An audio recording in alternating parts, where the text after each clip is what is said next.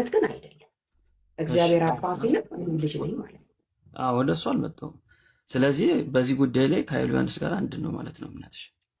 እኔ ኢየሱስ የበኩር ልጅ ነው፣ እኔም ደግሞ የእግዚአብሔር ልጅ ነኝ። ከኢየሱስ ልጅነት የተናነሰ ልጅነት የለም።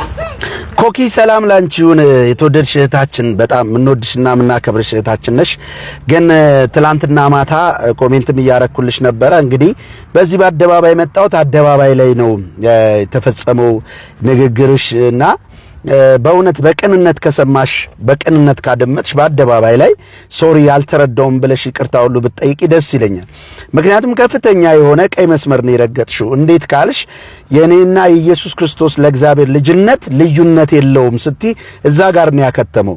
ምክንያቱም በልዑል መሰላለው በመሰብሰቢያ ክበብ ላይ ይቀመጣል ያለው ሴጣን ነውና ያንኑ ምኞት ደግሞ በአዳምና በሔዋን በመክተት እነርሱም ዕውቀት ያለው ነገር መስሏቸው የተከለከሉት ይሄን ስለነበረ በሉና ወደቁ ማለት ነው። ለዚህም የእግዚአብሔር ልጅ ኢየሱስ ክርስቶስ ከአብ ጋራ እርሱ በባህሪው የተካከለ በአምላካዊ ባህሪው የተካከለ ስለሆነ ክብሩን እንደመቀማት ሳይቆጥር ራሱን ባዶ አድርጎ በምስሉ እንደ ሰው ተገኘና እሱ በሥጋ ሰውነቱ ከኛ ጋራ ዝምድናን ፈጠረና ወንድሞቼ አለን። አሁን ለኢየሱስ ክርስቶስ ለእርሱ በሥጋው ሰውነት በሥጋው ኔቸር ከኛ ጋራ ስለተዛመደ ነው ወንድም የሚለን እንጂ እኛ የእርሱ አይነት ልጆች አይደለንም። እግዚአብሔር ለኛ ልጆች ተብለን ልንጠራ አብ እንዴት ያለውን ፍቅር እንደሰጠን ይላል። ስጦታ ነው። ለተቀበሉት በስሙ ለሚያምኑት የእግዚአብሔር ልጆች የሆኑ ዘንድ ስልጣን ሰጣቸው ማለት ተሰጠን መባል የማይገባን ሰዎች የሰው ልጆች በሙሉ የእግዚአብሔር ልጆች ተባለን። ይሄ ምንድነው ጉዲፈቻ የሚለው ወይም አዶፕትድ የሚለው የግሪኩ ቃል ኦሪጂናሉ ማለት ነው። ኢየሱስ ክርስቶስ ግን የበኩር ልጅ ሳይሆን ለእግዚአብሔር አብ አንድያ ልጅ ነው። ለማርያም ነው የበኩር ልጅ። ኦኬ በድንግልና ስለወለደችው ከወንድ ጋር ሳትገናኝ ልጅም ሳይኖራት የወለደችው የበኩር ልጇ ነው። ከሙታንም በኩር ነው በመነሳት በሁሉ ፊተኛ እንዲሆን። ለእግዚአብሔር አብ ግን የባህሪ አንድያ ልጅ አይነት የለውም። ወደፊትም አይኖረውም። ክርስቶስን የሚመስል ለአብ ሌላ ልጅ የለም።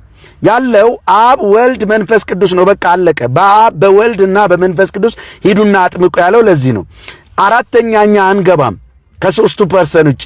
ስለዚህ ኢየሱስ ልጅነቱ የባህሪ ነው፣ ዘላለማዊ ልጅ ነው። ልጅ ነኝ ሲል አምላክ ነኝ እያለ ነው ኢየሱስ።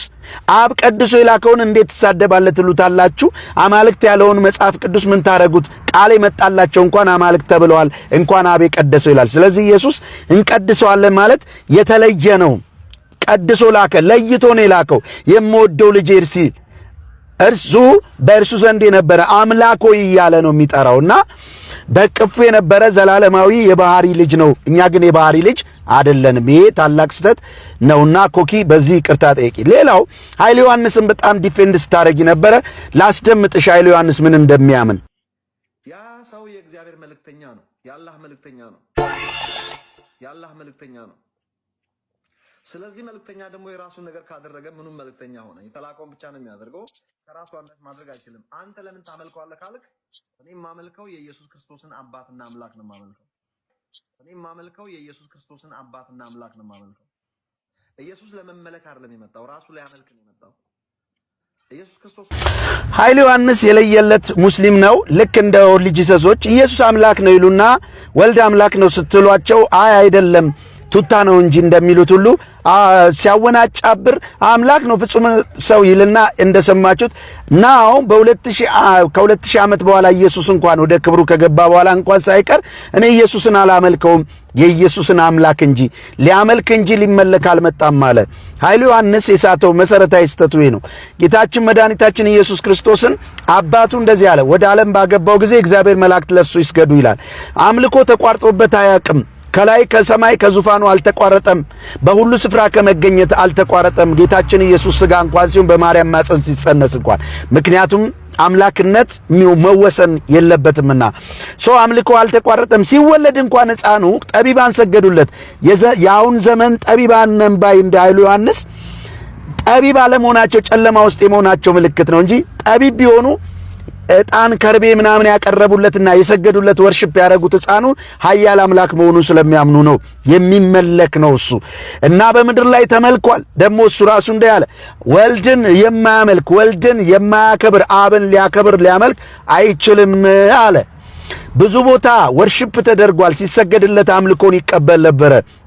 ጌታዬና አምላኬ ሲባል ሁሉ እና ኢየሱስ ክርስቶስ ከአብ ጋር የሚመለክ በሰማይ በዙፋኑ ለበጉ ክብር ይሁን ብለው በሰማይና በምድር ያሉ ሁሉ ሲሰግዱለት ሲያመልኩለት ራእይ ላይ ዮሐንስ አሳይቶን እያለ ኃይሉ ዮሐንስ ግን ኢየሱስን አላመልከውም የኢየሱስን አምላክ እንጂ ሰው ነው እሱ ይለናል ማለት ነው። አየሽ ስሜን አጠፉት የሚለው የሰውዬ ሲያወነጫባብር እንጂ የታወቀ ነው። እሱ በመሰረተ ክርስቶስ ቤተክርስቲያን እያለ በቤተክርስቲያኒቱ ትምህርት እያለ ባገኘው ሞገስ ብቻ ተሰሚነት እንዲያገኘ ወጥቶ ግን የተዘራበትን ሐሰት እየዘራ አለ እስከዛሬ። ቤተክርስቲያኒቷ ግን አውግዛ ኦሬዲ ለይታዋለች። ከዛ ወዲህ ኃይሉ ዮሐንስ እኮ ተራ ሰው ነው የሆነው፣ የእግዚአብሔር ሰው አይደለም። እና ኮኪ ፕሊዝ ሰከን ብለሽ አዳምጪ፣ የቤተክርስቲያንን ትምህርት ወቂ፣ መጽሐፍ ቅዱስን ወቂ፣ የምትዩ ነገር ምን እያልሽ እንደሆነ ወቂ። አይደለም ብትይ እኔ እኮ እያልኩ ያለሁት ልትይ ትሻለሽ። እኔ ሰው ነኝ ግን ሰው ነኝ ማለት ደግሞ አይደለም እንደማለት ነው እያወራሽ የነበረውና በጣም ነው ማከብርሽ፣ ወድሽ እና ተባረኪ።